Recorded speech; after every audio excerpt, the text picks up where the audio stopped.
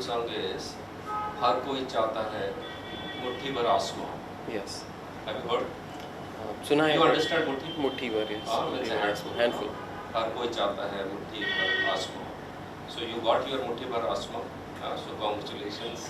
Thank you so much. And it has been a very fabulous and magnificent result. And you jumped almost. You got last year from 560. 560. 560. Yes. Yeah, 560 to second rank. So it is somehow 558 improvement. That's a wonderful one.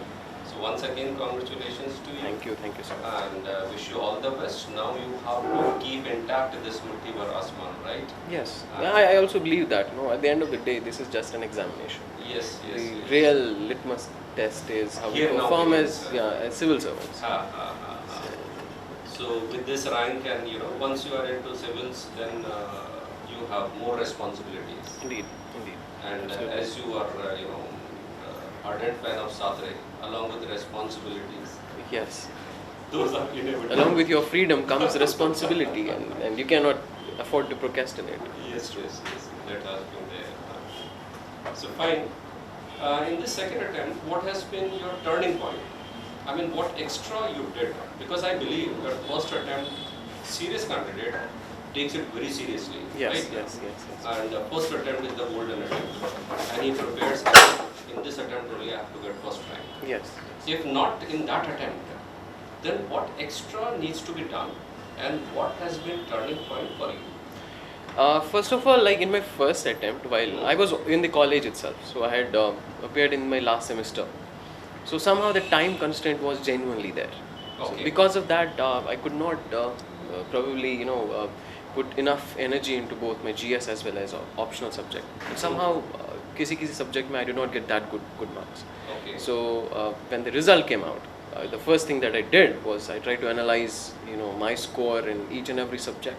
So in what are the areas in which I did not do well. So both weaknesses as well as strength areas. I found that general GS is my strong area. Yeah. So I didn't want to lose that strength. I wanted to consolidate it more. At the same time, I found that optional or ethics paper or even essay, there's a lot of scope for improvement. So the first thing that I did was I tried to do that analysis. So what are the areas in which I lacked? So then this time my whole strategy was revolved around filling those gaps and those loopholes. So optional was particularly one such area. I did not get very good marks last year.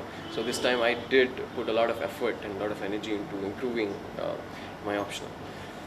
So optional played the last minute, that turning point. Yeah, it did. Because GS I had very good score last year as well. This time I also have good score in GS. Yeah, I have been. In fact, I did improve a lot on that as well. I got 30 marks more. I got something around 420 marks this time. Okay. So that was one side of it. Then in essay also I had last year something around 139. This time I got 147. So I did not lose that the advantage or the strength that I had last year. But at the same time I made sure that the areas in which I lack, I fulfill those gaps and those loopholes. So how much you had improved in that optional subject? In optional, I think I have improved by something around 65-70 marks. Okay. So especially in this year, I think you have been the highest scorer in class of. No, I'm not sure about that. I'm not sure about that. You got 258. I got 258, and maybe some. There should definitely be others who might have got better score. But I did not come across. So we take it as to like one of the highest. Yeah, it may be. It's almost 68 marks jump. Yes, around. Last time you got 190. Right? Around 193. 193, 65. You did your IIT, right? Yes, IIT Mandi. So it was 2014 pass out. So very traditional question now, being from engineering background and IIT, then how come philosophy? There are a lot of reasons to it. One reason was while I was in IIT, we did take some elective courses. Okay. So we take many of them. We have to necessarily take some of the humanities courses as well every semester. So I had taken one course on political philosophy. It was a very short course. So I did, have a bit of introduction towards what philosophy is, even though that was more in the applied part. After that, I had interest in reading some of the scholars. I did read Amartya Sen much before I started preparing for the examination. Out of interest, I read John Rawls. I read people like even Russell before. Yeah. So, thoda sa, it was a personal interest. Okay. So that was one thing. And when the time came that I have to choose an optional, so I had narrowed down to a few of the optionals. So one of them was anthropology, one more was political science, another was public administration, and then one was philosophy. I found that probably by taking philosophy as an optional, one is I can pursue my interest. At the same time, I found that it's the kind of syllabus that philosophy has. It's very much manageable in time. So that was the basic idea behind So it. main that factor which motivated is interest. Yeah, main was interest, and I'm very happy that I did take it. as an option. And apart from interest, because in class, what I see, I think hardly one or two candidates have genuine interest in subject. Otherwise, who takes philosophy in graduation level also people don't prefer philosophy. So apart from interest area, I mean, what other criteria should be there in selecting optional? One more criteria is, one is interest. Another is comfort level, which is not same as interest. Which is not same as interest. I'll interrupt in between. Engineering background student doesn't have interest in history, geography, and constitution and philosophy. So that interest area, why? I mean, it is exception only. One or two candidates might have interest in history. So, is that majority? I mean, is that main criteria? No, what I believe is, when we are preparing for an optional subject, you have to study things in depth. That means you will have to spend most of your time studying your optional subject. If you are not interested in it, then how do you keep yourself motivated and driven? That becomes difficult. So what I'm saying is, even if you are not interested in a subject, but at least the one that you are choosing, you should try to develop that interest in that subject. So it becomes very important. Yes. Otherwise आप पूरे time ये सोचते रहेंगे कि कहाँ फंस गया मैं, क्या पढ़ रहा हूँ मैं, कुछ और ले लेता. And to eliminate that distraction is really important. Yeah, I do agree. In fact, But interest depends upon teacher. A good teacher make it that subject interesting. Yes. And bad teacher made the interesting subject dead. Yes, that's very true. Yeah, so that is the another criteria, another parameter that I was trying to come up. Yeah. That is availability of, say, guidance as well as your study material. Many a times some students, they tend to take such subjects, discuss study material is not easily available in the market. Or they don't find, say, guidance very readily available. Then it becomes sometimes difficult, though not impossible. That's one thing. Third thing is, you should also get the sense of the amount of syllabus that an optional has. For example, many times people say that philosophy has a slightly smaller syllabus as compared to many other options. But at the same time, the depth when it comes to philosophy, it's huge. That means you might hear the same amount of time that in which you can read 5 chapters in some other subject, you will have to devote that time reading 1 chapter here. So वो चीज़ का भी एक sense रखना बहुत ज़्यादा ज़रूरी है. This particular subject has more of like conceptual clarity. If that is not there, then this is the heaviest subject. Yes. Then it can't be digested. Indeed. Right? That's true. Probably geography and sociology can be digested, but not philosophy. Not philosophy. But once you have clarity what this particular philosopher is saying, then I think it becomes cakewalk, isn't it? Yes, that's true. You have to start from your basics.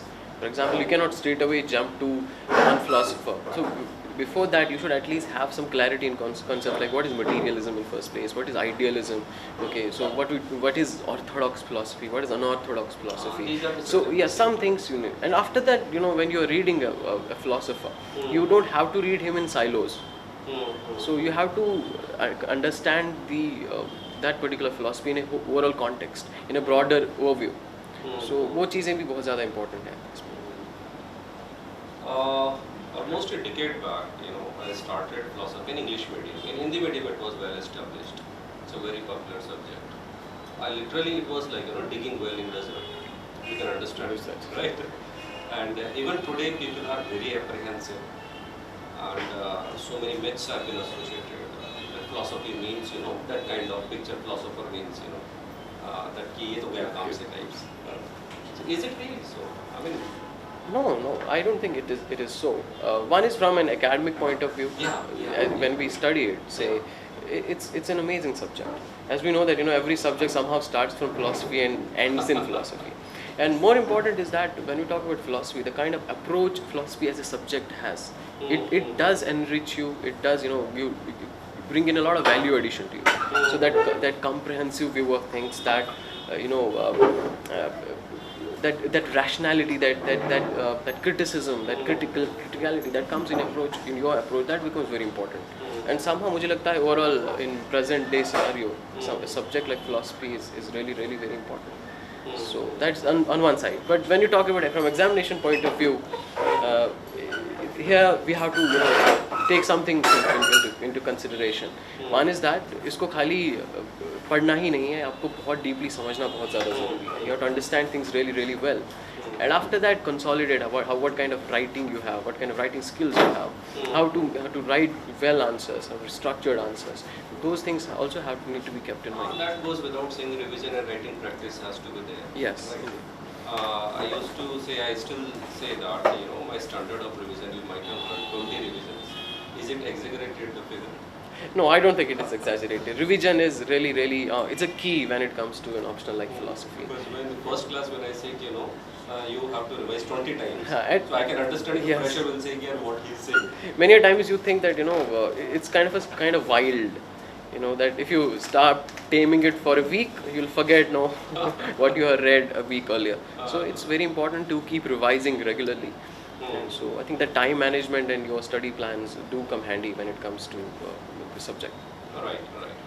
So now let us come to that strategies for paper 1 and paper 2. I'll start from paper 2, right? Paper 1 is very straightforward, so we can, comprehend. Paper 2, very surprisingly, first part, socio-political philosophy. Topics are very general, yes. right? Yeah. And even if you don't study, you already know a lot. Because women empowerment and democracy, this is what you study in GS. But when it comes to answer writing, people find it very difficulty.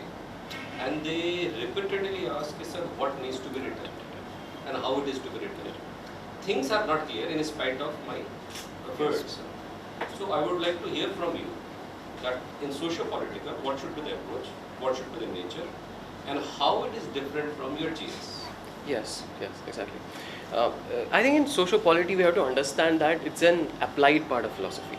Okay, so it is philosophy as well. At the same time, it's concerning the real world out there. So these are the, say, socio-political philosophy concept is there. So it has two aspects to it. And we have to do justice with both. For example, when we are talking about, say, women rights, okay, you have to relate it with some hardcore philosophical point. For example, you talk about humanism or, say, any other perspective which helps us develop understanding of equality or similar concepts. So a philosophical point of view has to be brought into the answer writing. That is one part. That will differentiate our answer from the general studies one. I would like to have more examples because you said philosophical point of view. Yes. Even I say this, right? But people again ask and again get confused, what philosophical point of view? So I would like to have some one or two examples if you can, recall. Yes, I will. Say, I'll try to illustrate this women rights wala point of view. For example, one question you had attempted last year. Does economic empowerment remove gender discrimination? Yes. Right, so let us have with reference to this, if you can quote and if you can recall. I do recall it, but in this question that how economic empowerment can help us overcome this gender disparity. So on one side, I did start with this thing, how important it is to overcome the gender disparity in the first place. Then I could argue this part from, say, humanism ke perspective, say, from the normal equality ke perspective, say, from the, say, human dignity ke perspective, say, constitutionalism ke perspective, say. They give the substance to it. But then there comes the other side. How do you relate, say, economic empowerment and women rights in the real world? So then you may quote some of the reports as well, that how important it is, that if we overcome this economic gap, economic disparity, how it improves the social condition and social status of women.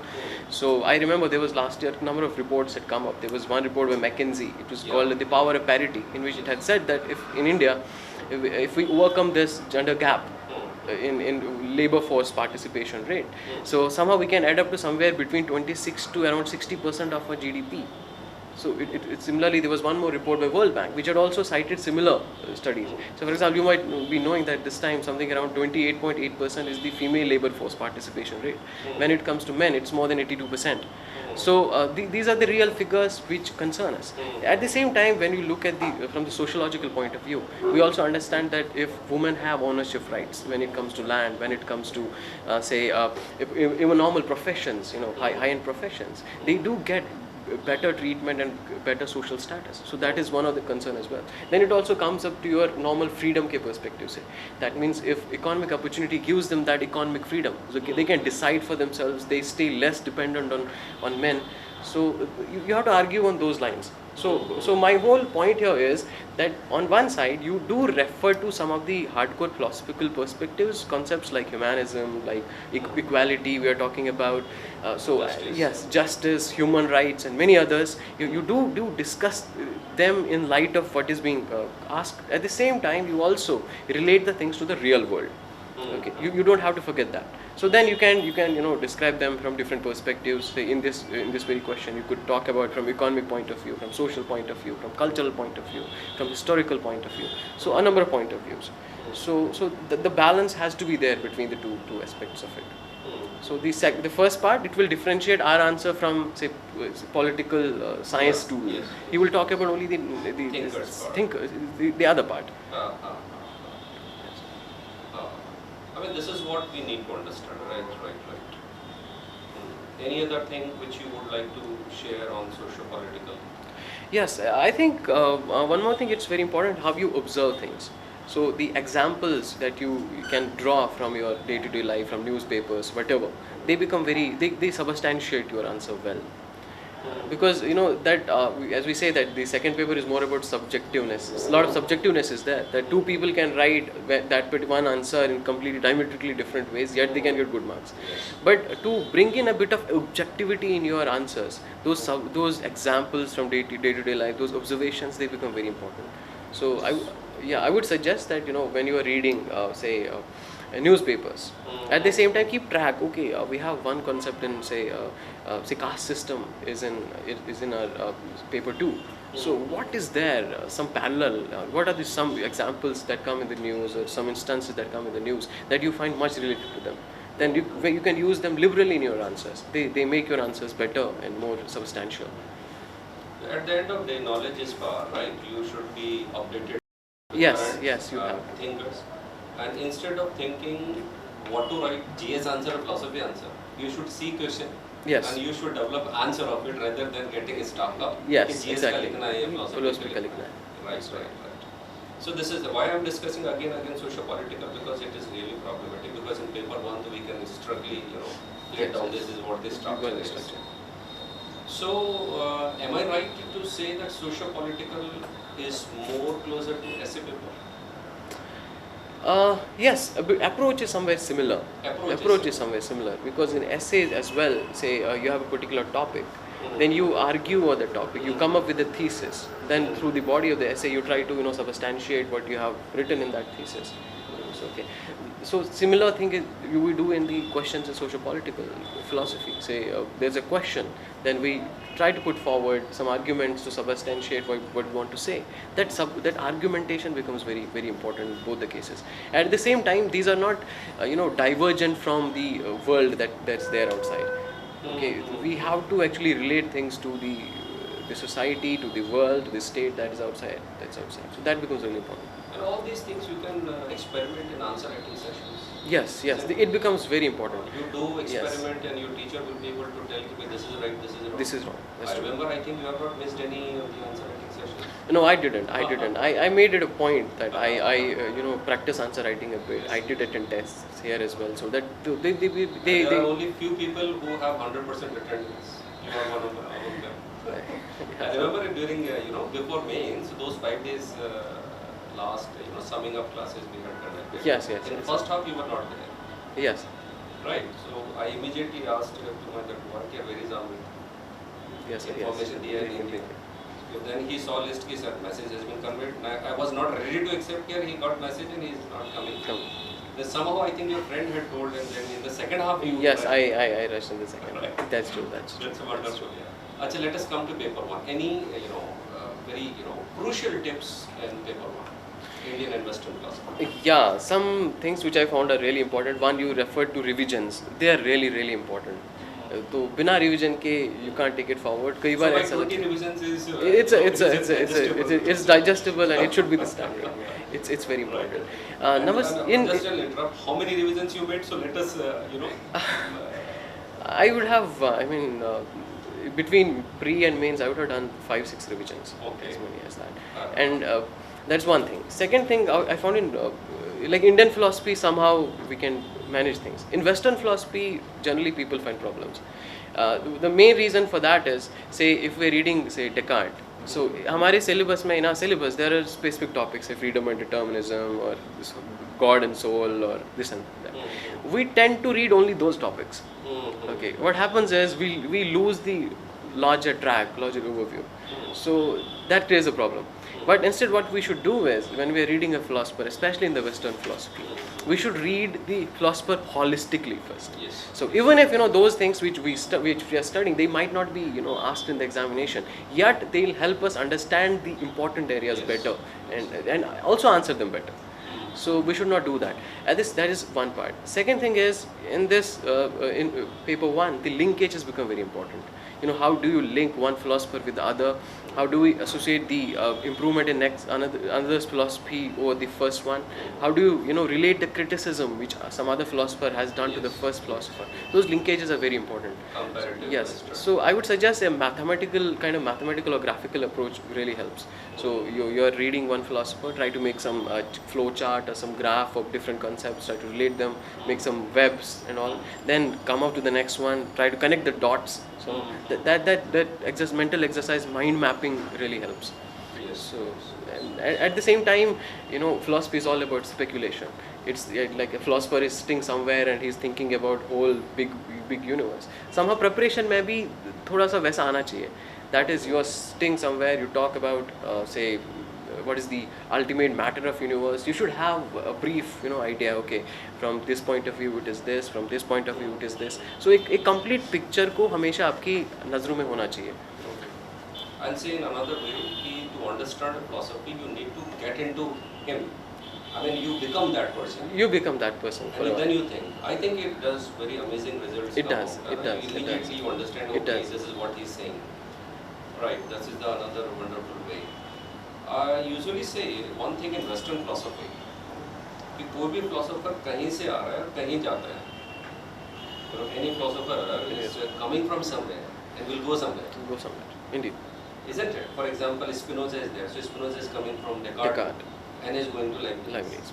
And Leibniz is going to Locke. Because that is a reaction to that. If you understand that, then linkages, I think, become very... Yes. You understand That's that. true. That's true. Okay.